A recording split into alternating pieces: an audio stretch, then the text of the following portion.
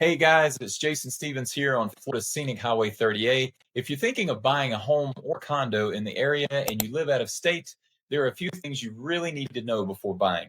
And hey, if you're already starting your search, send me a message or grab my contact info below so I can guide you through it. First thing we're going to go over is property taxes. Now, something in Florida that we have is called homestead. If you have homestead, you're going to pay a lower property tax on whatever you have.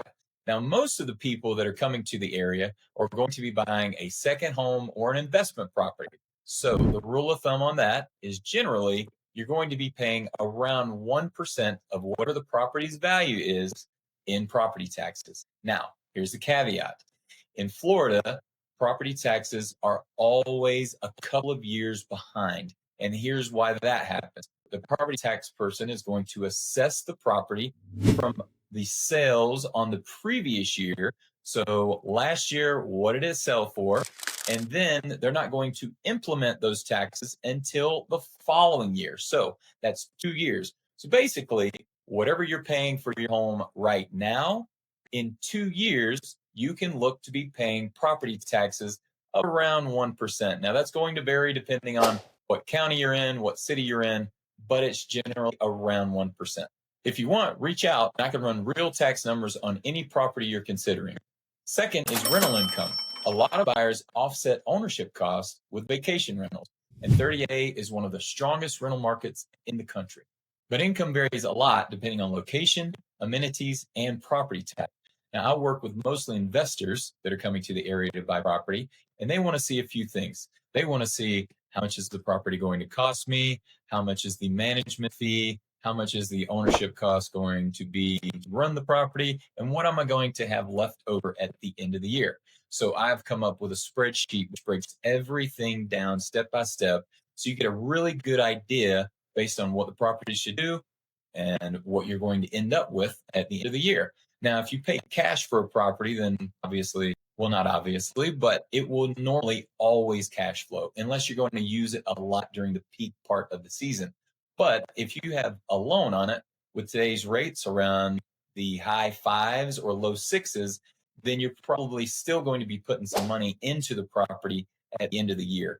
They all kind of vary on how much percentage you make on the property, but it's pretty close. So depending on the area and what type of property is, I can run everything and give you a really good idea of what you're going to make. So if you're looking at buying as an investment, just message me and I can show you real rental numbers before you buy. Third is insurance. Because we're near the coast, insurance is more complex than inland markets. Flood and wind matter. Homes can vary greatly depending on what type of home it is. Also, depending on whether you have a home or a condo, here's going to be the difference. Now, a lot of people are always asking me about the HOA fees in a condo association versus the HOA fees in maybe a community. Generally, they're going to be a lot lower in a community than they will at a condo, and here's why. In a condo, you get a lot more within the HOA than you do in the HOA at a community. In a community, the HOA may handle, security or a gate or pools. At a condo, it handles all that. Plus, it's probably going to handle the water. It's probably going to handle the insurance on the building. So it also has built into it reserves. So a lot of your HOA money that you think is just getting blown, it's actually going into reserves to take care of the building for future things, like if it needs a new roof or it needs new paint, things like that. So when you have an HOA at a condo, not only is it taking care of the insurance on the building, but if anything comes up in the future, you are taken care of. If it's budgeted into everything, the reserves, it's going to be taken care of. Now, with a community, if you have a home in there, it takes care of the community. But if you have to have a new roof or new paint or something on your house, then you have to take care of that. So that's where a lot of the difference is between the HOA in a condo versus the HOA in a home. Before you make an offer, I always recommend getting some insurance quotes, and I can recommend some great agents in our area. Number 4, let's talk about lenders and financing. On our area, you're probably going to get some type of residential property, one of three, either a home, a townhome, or a condo. Now, depending on which one you get, depends on what type of lender you want to use. Townhomes and homes, you can usually use your lender back home, any lender that you want, because they'll have some type of financing for that property. I always recommend a local lender, and here's why. Local lenders know the area, they know comps, they know if there's any problems, they can usually get through them. They have a list of appraisers that they use, because sometimes if you use your lender back home, they may just put it on there and the first appraiser that is able to pick it up gets it. Well, that appraiser might not be in our area. He might be from 2 counties over, and he comes in town and he tries to do the appraisal, not knowing the right comps to pull, and messes up the appraisal. I've seen that happen before. So I always recommend using a local lender.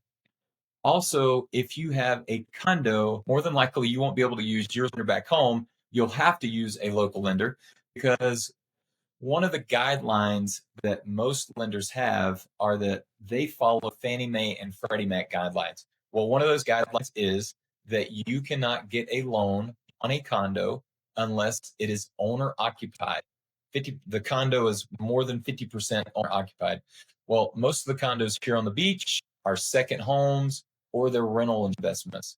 So they will not be owner occupied, which means it won't get through underwriting. I've seen a ton of buyers, not mine because I put them with the correct lender, but I've seen a ton of buyers that got a week out from the closing table on a condo, and then the underwriter, it flagged it that it wasn't 50% or more owner occupied. It didn't go through the guidelines that that bank had, and it wasn't able to go through, and they weren't able to close on the property.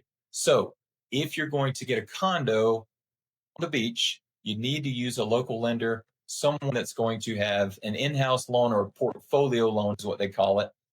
Like I said, most banks that are back home won't be able to do it. They usually sell their loans on the secondary market, so it has to adhere to the Fannie Mae or Freddie Mac guidelines. That's why you want to use a local lender, definitely for a condo. Another thing that's going to really help you if you're thinking of buying a property on 30A is to find a lender and get pre-qualified, or even better yet, pre-approved.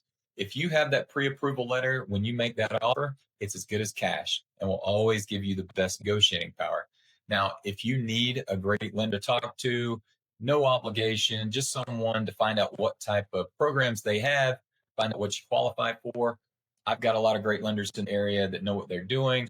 They can do jumbo loans, conventional loans, portfolio loans for condos, anything you need, and they'll give you a really good idea of where you stand when you're looking to buy a property. Just message me or give me a call, and I'll put you in touch with one.